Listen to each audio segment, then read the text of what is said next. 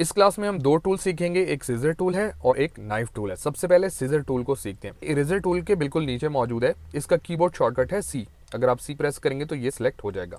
अब scissor tool का काम क्या है, बड़ा ही सिंपल है।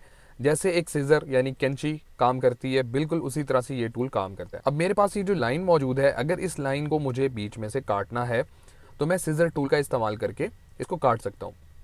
हम सीजर टूल सेलेक्ट करेंगे, उसके बाद जहाँ से लाइन काटनी है, अगर फॉर एग्जांपल इसको दरमियान में से काटना है, मैं जैसे ही इस पाथ के ऊपर क्लिक करूँगा तो इसने इस लाइन को काट दिया, इस पाथ को काट दिया। सेपरेट करके आपको दिखाता हूँ। सिलेक्शन टूल सेलेक्ट करेंगे और आप देख रहे हैं कि इसको मैं सेपरेट करके दिखा रहा हूँ, दो पार्ट्स में कन्वर्ट हो चुका है। अब इसको अगर फिर से काटना है तो सीजर टूल लेकर अगर हम यहाँ क्लिक करेंगे तो ये फिर से इसको दो पार्ट्स में कन्वर्ट कर देगा।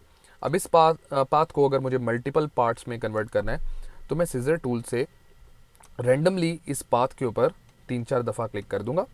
अब आप देखिएगा इसके छोटे छोटे पार्ट्स बन चुके हैं पाथ को, यानी उसने काट दिया सीजर ने। ओके, पाथ हमारे पास दो तरह की होती है, एक ओपन पाथ होती है, यानी कि जो लाइंस वगैरह होती हैं ये ओपन पाथ होती हैं। इसके अलावा हमारे पास एक क्लोज्ड पाथ होती है, यानी जो शेप्स होती हैं इनको क्लोज्ड पाथ कहा जाता है। तो सीजर टूल के ज़रिए आप ओपन पाथ्स को भी काट सकते हैं और क्लोज्ड पाथ को भी काट सकते हैं। इस सर्कल को, जो कि क्लोज पाथ है, अगर हम ओपन पाथ बनाना चाहते हैं तो पाथ को यहाँ से काट सकते हैं सीजर टूल की हेल्प से। तो मैं यहाँ क्लिक कर रहा हूँ, उसके बाद यहाँ क्लिक कर रहा हूँ। अब देखिएगा ये पाथ यहाँ से कट चुकी है। मैं इसको सेपरेट करके दिखाता हूँ। तो इसके दो पीसेज हो गए हैं और ये एक ओपन पाथ में कन्वर्ट हो चुकी है। इसको मैं फॉर एग्जांपल अगर रोटेट करके यहाँ रखूँ और इसको मैं जोड़ना चाहता हूँ इसके साथ, तो आप लोगों को मैंने ऑलरेडी बताया हुआ है एक जॉइंट टूल। तो हम जॉइंट टूल सेलेक्ट करेंगे। ये देखिए यहाँ राइट क्लिक करता हूँ, जॉइंट टूल लिया। जैसे हम इस पर क्लिक एंड ड्रैग करेंगे, यहाँ से काट के मैंने इसको यहाँ पर जोड़ दिया। एक और एग्जाम्पल देखते हैं। सर्कल मेरे पास बना हुआ है, मैं इस सर्कल की जो पाथ्स हैं उनके कलर्स को चेंज करके थोड़ा क्रिएटिव अंदाज में एक इंटरेस्टिंग सा सर्कल ड्रॉ करना चाहता हूँ। तो सीजर टूल लेकर मैं इसके एंकर्स के ऊपर क्लिक करूँगा। यहाँ क्लिक किया, फिर यहाँ क्लिक किया, यहाँ क्लिक किया और यहाँ क्लिक किया। अब ये चार पाथ्स हमारे पास बन चुकी हैं।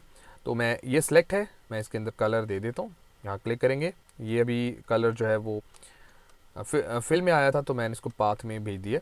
इसको हम सिलेक्ट करेंगे, यहाँ से कोई दूसरा कलर दे देते हैं। इसको सिलेक्ट करेंगे, यहाँ से एक और कलर दे देंगे और फाइनली इसको सिलेक्ट करके इसमें भी कोई कलर दे देते हैं। तो इस तरह का आपने कुछ क्रिएट करना हो तो आप बड़ा इजीली क्रिएट कर सकते हैं।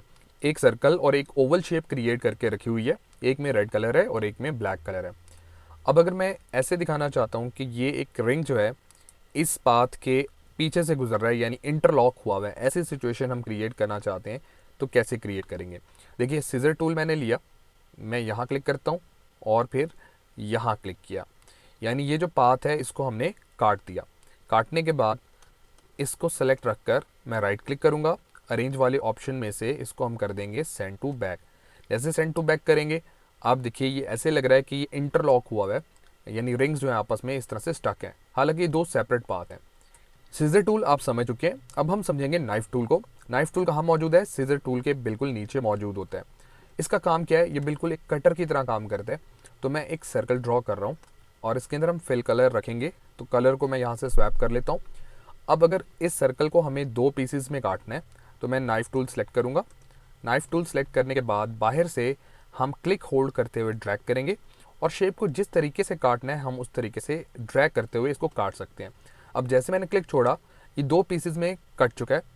सिलेक्शन टूल लेंगे, साइड पर क्लिक करेंगे ताकि सिलेक्शन ख़त्म हो। अब मैं इनको सेपरेट करके आपको दिखाता हूँ।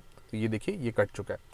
तो बाय डिफ़ॉल्ट जो नाइफ टूल है ये बिल्कुल फ्री हैंड तरीके से काम करेगा, यानी क्लिक प्रेस करते हुए आप जिस तरीके से ड्रैग करेंगे ये उसी तरह से आपको काट के देगा शेप्स। ये देखिए अब मैंने इसको काटा। हम चाहें तो सेपरेट भी कर सकते हैं, सेपरेट नहीं करना चाहते तो एक ऑब्जेक्ट को सिलेक्ट करके उसमें कलर जो है वो हम चेंज कर सकते हैं। ये देखिए, अगर आपको नाइफ टूल का इस्तेमाल करते हुए बिल्कुल स्ट्रेट कट लगाने हैं तो वो भी आप लगा सकते हैं। नाइफ टूल हम सेलेक्ट करेंगे। अब आपको पहले ऑल्ट को होल्ड करना है, यानी ऑल्ट को प्रेस रखना है। इसके बाद आप क्लिक प्रेस करेंगे। अब जब आप ड्रैग करेंगे तो बिल्कुल एक स्ट्रेट कट लगेगा। मैं क्लिक छोड़ रहा हूँ, उसके बाद मैं यहाँ पर दोबारा से क्लिक एंड ड्रैग कर रहा हूँ। ऑल्ट मैंने होल्ड रखा हुआ है अभी तक, फिर क्लिक एंड ड्रैग किया, इसी तरह फिर क्लिक एंड ड्रैग करूँगा। तो आप क्लिक छोड़ने पर आप देखिएगा ये तमाम पीसेस जो हैं सेपरेट हो चुके हैं, यानी कट चुके हैं। अगर आपको इस तरह का कुछ क्रिएट करना है, बड़ा इजीली आप क्रिएट कर सकते हैं। यहाँ देखिए मैंने लेटर आर लिखा हुआ है, मैं इसको आउटलाइन कर लेता हूँ। आउटलाइन करने के बाद नाइफ टूल सेलेक्ट करेंगे और मैं इसको बिल्कुल स्ट्रेट कट्स लगाऊंगा। तो मैंने ऑल्ट होल्ड किया, उसके बाद क्लिक होल्ड कर लिया और क्लिक एंड ड्रैग करते हुए मैं इसमें कुछ स्ट्रेट कट्स लगा रहा हूँ।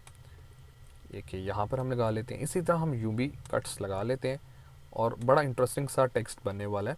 ये देखिए, अब डायरेक्ट सिलेक्शन टूल लूँगा मैं और डायरेक्ट सिलेक्शन टूल से इनको सिलेक्ट करके, हम सिलेक्शन टूल से भी सिलेक्ट कर सकते हैं और इनमें कलर अलग अलग कर देंगे।